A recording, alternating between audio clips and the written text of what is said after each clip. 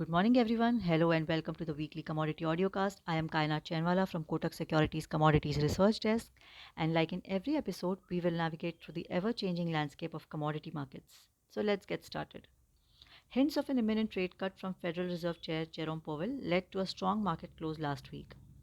Speaking at the Jackson Hole Symposium, Powell indicated that further cooling in the job market would be unwelcome and expressed confidence that inflation is nearing the US Central Bank's 2% target. Although Powell did not provide specifics on the timing or pace of rate cuts, his remarks were well received by the markets and reflected in positive performance of various asset classes. Earlier, FOMC meeting minutes had shown that several officials acknowledged recent progress on inflation and the rise in unemployment, bolstering expectations for potential rate cuts. Talking about commodities, COMEX gold December futures hit a record high of 2570.4 per ounce earlier in the week, driven by safe haven buying and a weaker dollar. A revision in US non-farm payrolls by nearly 8,20,000 for the year ending March 2024 intensified labor market concerns and supported the view of aggressive Fed rate cuts.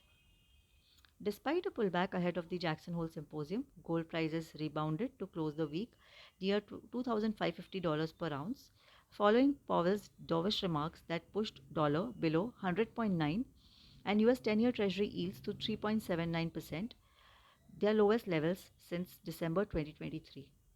Similarly, LME base metals extended gains for a second week and silver gained momentum along with gold and base metals. On the technical front, MCX Gold is in an uptrend as long as it holds above 70,400 on the MCX futures. The targets are 73,200 and 73,500. Traders can look to buy on dips with the stop loss below 70,400.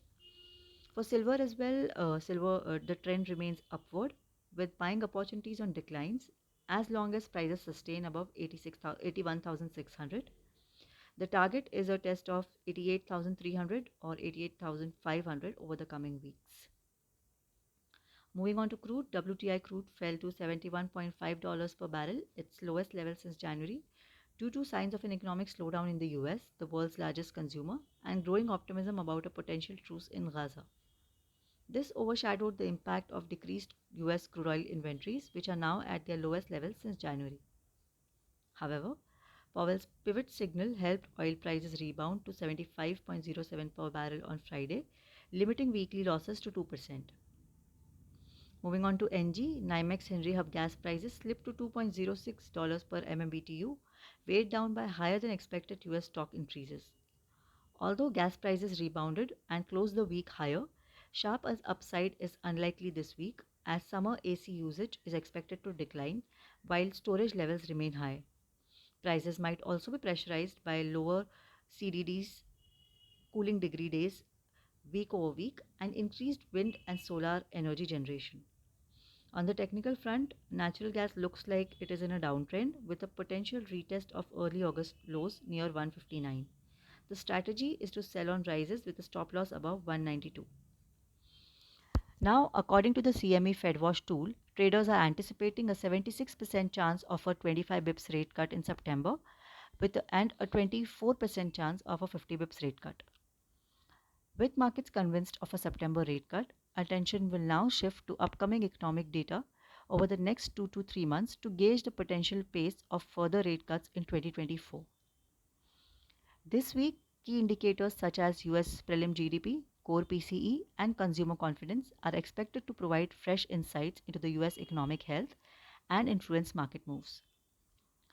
So overall, this week we saw that markets surged on Powell's rate cut hints last week.